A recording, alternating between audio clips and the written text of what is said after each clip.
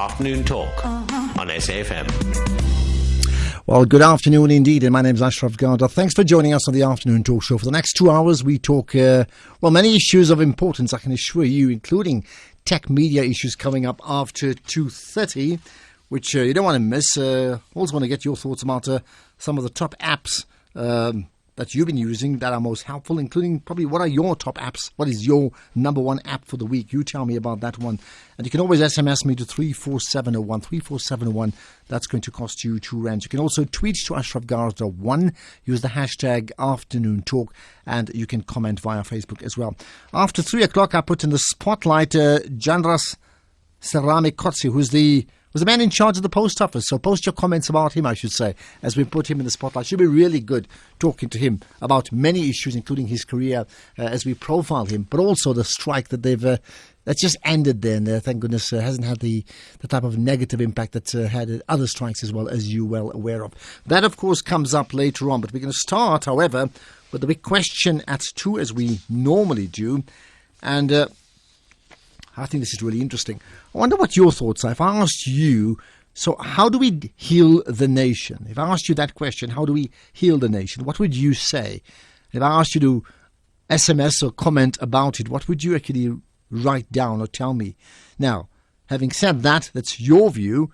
Let's get the view of the professional, Professor Jonathan Jansen, who's the Vice Chancellor and Rector of the University of the Free State, because he's written a piece about it called 7 Steps, Simple Steps indeed, how to heal the nation with 7 simple steps. And I thought, let's pick his brain about it, get more about it, and hopefully we can all learn from it as well. Professor Jansen on the line, thanks so much for your time. Good afternoon. Hi, Ashraf. Well, good of you to talk to us. Let's, first of all, the why. Why did you feel it was necessary to put pen to paper and sort of give us this guide to heal the nation? Well, as you know, when you're a columnist, you don't choose your headlines. Yes. I probably wouldn't have chosen that headline. And I think the reason the sub-editor chose it is because I gave a talk to nurses and nursing educators from around the country about, the profession and how the profession needs to, as so many professions, my own teaching, needs to step up, their game. Given the kind of country that we have, the kind of woundedness, both, and of course we're speaking metaphorically, and that it all begins with a different value system, a value system that values people over your own pocket, that values service over self-enrichment, that values, and so I began to talk about what are the things we can do, in order to move the country in that direction. All right, so on that basis, whatever the copywriter's headline may or may not be, I mean, essentially what you're saying is that there is a time to heal the nation. The nation is wounded, right? We're deeply wounded as a people, I mean, I'm just amazed, at, for example, in South Africa, at the level of antagonism, of anger, of, recklessness, as we engage each other, and I'm also astounded that in this country, yesterday the robots were out in my city, and so of course you wait for people to cross from the 4 different directions at every robot, and I must have seen more one fingers up, really? than in my entire life, Why? Where does this aggression, this anger come from? Why must, And what do you think, before we go to the 7 steps, right? Why do you think we are such an angry nation, and where does it come from? Well, as I wrote in my book, we need to talk. I think we were wounded for too long, and we were wounded very deeply by our colonial and apartheid past. Remember, South Africa was probably the last country on the African continent to experience freedom from, tyranny. And I think that really messed us up, and so our ability to see straight, is greatly impacted, in my view, by that long, deep history of oppression and so on. So we've got to find a way out of this, because, and stop calling people nicknames because they black or white or Muslim or Christian, Jewish or, disabled and so on, and find another way of engaging each other. Okay, well, I want to also invite callers 0891 104207. We're chatting to Professor Jonathan Jansen, He's come up with his 7 steps to heal the nation. Let's see if your 7 steps matches up to it. I'll run through those steps right after this. Temba. Afternoon Talk on SAFM. So the big question, the 7 simple steps to heal a nation, what may well they be? Professor Jonathan Jansen with me, Vice-Chancellor and Rector of the University of the Free State. Okay, let's run through then your steps. Maybe let's take it one at a time and we'll elaborate and get some callers in the meantime. Let's start with step 1.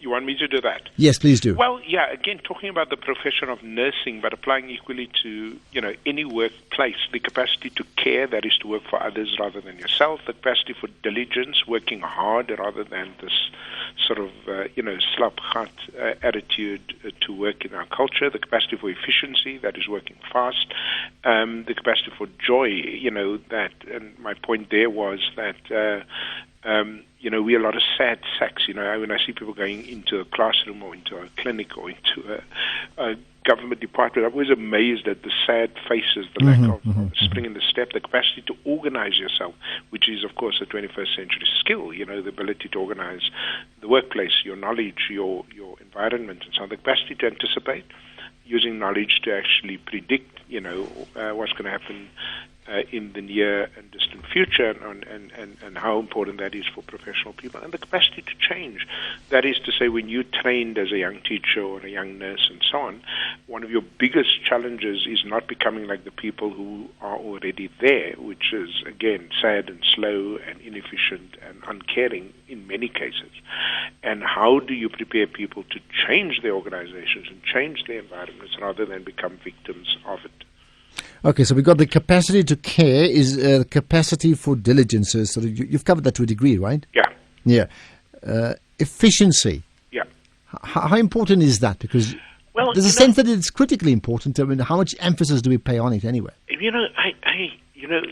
People often ask me, where do you get the time to write and to, as a columnist, to write your books, to do research, to teach first-year classes, to run a university, to do community work? And people ask me, and I say to them, I have the same 24 hours that you have, right? But what I had to learn is for me to be able to serve well, I've got to use that time efficiently, in addition to having a family. And so part of this notion of efficiency is being able to work fast and often with the minimum resources available in order to get towards your goals. You just go into tomorrow to the Department of Home Affairs anywhere and just watch the body language of people as they move from one space to the next. And I can tell you now, you will see very inefficient, slow, paper-driven cultures in which, people are never served. And many say Home Affairs amongst the better departments, by the way. Right, the capacity for joy, working inwards, what does that mean? Well, again, for me, it is absolutely crucial, especially when you serve people, that they have a sense of positivity, They have a sense that you are on top of your game and that you like what you do and that it's important for you to be there. When people go into a public service setting, they will often tell you that they feel the South African serving them is doing them a favor. I often hear people saying that. They treat me as if they're doing me a favor rather than they're treating me because they're there to serve me. And so one of the reasons that happens is people don't have a sense of joy in what they do, And I can take you to schools and clinics and welfare organizations and so on, where just by looking at the people, I can predict a positive organization with a positive work culture. Okay, so you'd spot the body language. Absolutely. Yeah. That's interesting. All right. And then in terms of working inwards, just to elaborate, what are you saying? We need to internalize it for ourselves as well. Which is? When you say working inwards. Yes.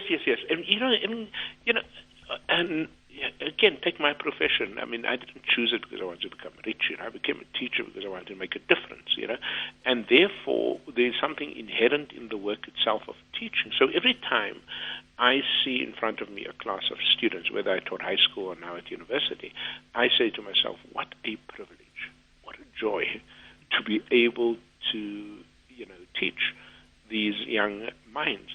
And so if you're simply working because of the external benefits, the things on the outside, the impression you want to make, the money you want to receive, I can tell you now, you will not be the kind of professional I talk about in this paper that makes a difference. Okay, so then the last three, working smart, the capacity for organization.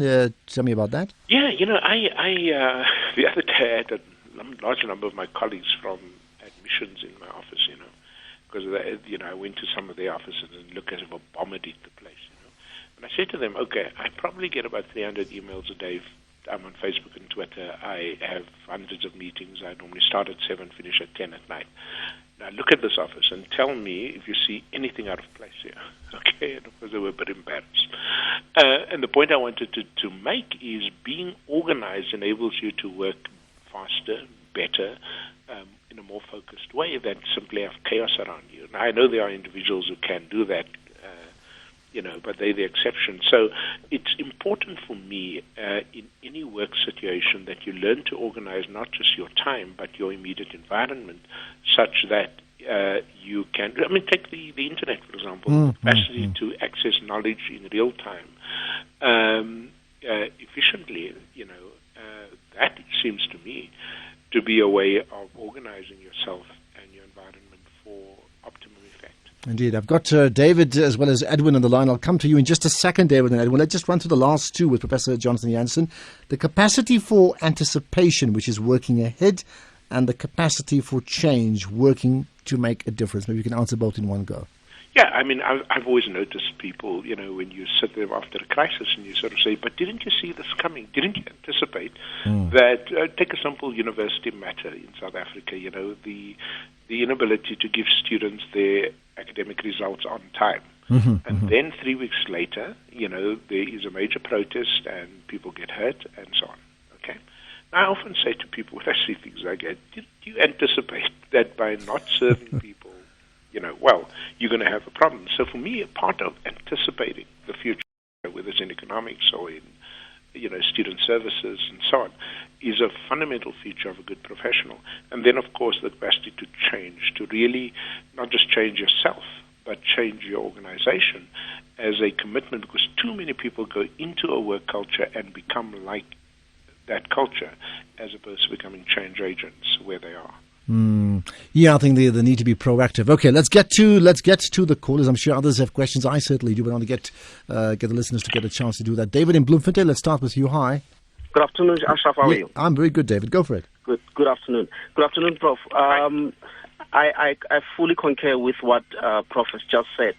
We really need to make sure that, moving forward, we need also to heal the past, the wounds of the past. And by doing so, we need to make sure that, we acknowledge the problems that we have done in previously, particularly, the people who professed and gone forward with the apartheid system. We really need to to heal those wounds. That's my contribution. Thank you. Okay, thanks for that call. Let's move on. Regular callers, welcome. First-time callers, absolutely welcome as well. Edwin in George, hello. Hi, Edwin. Yes, Edwin. Yes, Ashraf. How lovely to hear somebody speaking about service and joy and such positive things. Indeed. I feel we should go back to the children. It's a great privilege to be a teacher. And have prayers again in the morning. Universal prayers acceptable to everybody. I love my family. I love my country. I insist on doing my best, da-da-da-da-da, give them the right frame of mind, help them to realize that we're of divine origin and that we should respect and love one another and each other, earn each other's respect, help each other, do that little bit extra, not so selfish stealing and so forth. We see what wonderful things have happened in South Korea and in places like Germany where things have been messed up and people have put their love and so on, the divine solvent and energy into building something so that it's really worth something. We heard somebody on your program the other day with Ike who said that the worst thing to do if you start a business is to take a loan. You mustn't get into debt. Then you start to give problems to people who offer you something, and perhaps if something's offered to you, especially if it's for nothing, beware, because there might be a nice shiny hook in it. Okay, let's get a response. Thanks for that call, Edwin. Now, I'll tell you what, we've had some tweets. One of the things, Professor Jansen, and I was going to pick up on it as well, but I'll pick out some of the comments that will probably assist us. The best way to heal our wounded nation is by voting afresh from Paseka. And another one, we'll only be healed when whites understand that blacks should have the same opportunity and wealth as them. There's also a couple of tweets I want to read. I think the gist of it, which is quite interesting, is that in your 7 steps. And I accept the fact that you spoke to people in the nursing industry at that time, but nothing to do with race and healing. Why and economic issues as well. Your response to that? Well, I write like 3 columns a week and hundreds of articles a month, and I address everything from race to gender to disability to imperialism to everything. So, not every article has everything on it regarding race. I also think race is overrated in our country. I think there are real economic inequalities that cut across the epidermis. The fastest growing group in South Africa at the moment are the black elites like myself. So, but yeah, I think the point is well made in one of those texts, and that is you cannot really completely have the kind of healing unless we simultaneously address issues of material inequality. That is true, and but it's also true that, and I know this, having lived on each side of 1990, is when you look at the most remarkable progress made in education in our country in black schools, it wasn't because people said, now let me first wait till the government is overthrown and everybody has equality. You've got to, even as I acknowledge the material challenges, you also have to sort of say, with the gifts that I have, what difference am I making right there?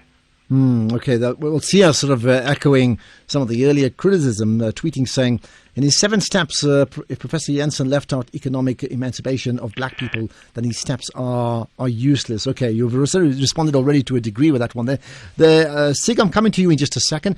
How workable, Professor Jansen, how easy and how workable are these steps? Because are you suggesting that if we follow these steps, in fact, we will be healed? Because, that's what is implied here. Yeah, as I said, the title of healing wasn't the one I would have chosen, because this was not about healing. This was about running a good organization and being a good professional. What would you change it to then? Sort of 7 steps for efficiency? How to make a difference wherever you work. For me, it's the big issue. Yeah, and so on. But listen, again, let me just emphasize this point. If we as South Africans, particularly as black South Africans, or white, are going to make the choice between solving all the issues of inequality in our country and working well with the resources we have, we're going to end up destroying each other. We've got to do both. We have to get greater inequality, and everything I do, the way I distribute resources and spend my time, is about doing that. Okay, but at the same time, where I am, I have to make sure. If you look at this book we did, the Great South African Teachers Book, you will notice black teachers in there who gave us generations of great intellectuals, great teachers, doctors, and lawyers, and all of that, and so on. But they didn't do it by sitting back and sort of saying nothing is going to change until I have everything that I want. And that's a dangerous logic, a way of thinking, especially amongst the sort of angry youth in our country. So do you get the impression that, in fact, and I'm talking about now the angry youth, that we too revolutionary in our zeal, but less logical to say, well, whatever the issues are with the country, it's up to us to become our very own champions, to master what our failings are, to improve that? No? Revolution for me is a good word. I like revolutionary thinking. Neville Alexander, who just died, was a great revolutionary. I think it's because we don't have revolutionaries. We've got these gangsters, running around under the guise of political organizations, insulting everybody left, right, and center. They have no theory of change. They have no theory of revolution. They've never read a book from beginning to end, but they're angry, and so on. And I'm saying if we are going to change this country, we're going to need revolutionary thinking. And revolutionary thinking which is based on a deep understanding of why our society is where it is, and how do we get out of that. Okay, somehow I think the internal battle maybe will be bigger than the external battle. We'll get a response in a second. Sigyn Randburg, hello. Good afternoon. Thank you very much for allowing me to speak to one of my greatest heroes, Professor Jonathan Jansen. Well, glad to be of service, to use that very operative word, indeed. there are very few of such heroes in this country. And I wanted to ask him, because he's known to be such a benign, healing kind of person and reconciling kind of person. I would have loved to have been that too, except that there is so much self-destruction going on in this country, criminal self-destruction even, and we must absolutely criticize this, and by doing that, just my voice grates people. They say there's that whinging, whining white male.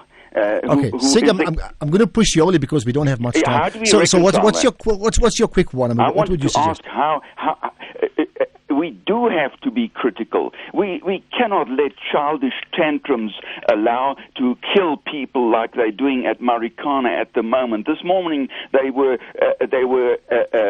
beating a black woman. I don't know what it was, black or white. A woman. They were beating a woman there, and she was in danger, perhaps, of her life. These. How do we let these childish tantrums get away with it? You can't have a school teacher who has children who are threatening his life. Okay, Sig, got that. Thanks so much, Muthala. I'm going to give you 30 seconds to make one specific comment, then we'll get the guest to respond. From Durban, hello. People who are hello. suffering because they cannot find a job or are living in abject poverty and have little or no hope to find a job or improve their status.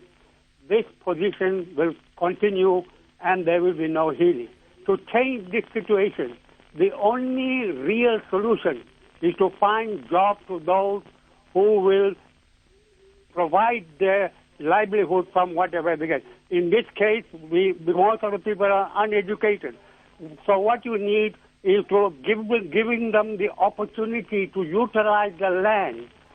From which they could make a living and live happily ever after. Thanks for that. Thanks for that, Muthala. Let's just get a final comment in under a minute with Professor Jonathan Jansen. Maybe respond to those couple of calls, including the issue about land and jobs and other things, but also the suggestion that I'm making that, if I understand what you're saying, you're talking about emphasizing the internal battle as opposed to the external battle of individuals, yeah? Yeah, well, I'm actually emphasizing the fact that we must avoid dualistic thinking in South Africa. That I must do one or the other. If you're only going to deal with inequality through anger and recrimination and the kind of underlying aggression in our culture, then you get Zimbabwe. Okay? Mm-hmm. But if you're going to deal with both the inequality and the bringing together of all our people, every single day, I don't know if you know this, I see it because I also read other papers, not just English papers. There's a farmer and his wife whose throats are slit on a farm every day, every single day. Now, all of us are hurting at the moment, and we've got to find a way of bringing people together, even as we address the inequalities that continue to divide us. Okay, well, that's where we're going to leave it. Thanks so much for your time. Appreciate your input, Professor Jonathan Jansen. Tell you what, people are asking me about those 7 steps. I'll tell you what, I'll tweet or retweet those 7 simple steps for healing or whatever Professor Jansen wants to call it, and we'll do it on my Facebook page as well as on Twitter.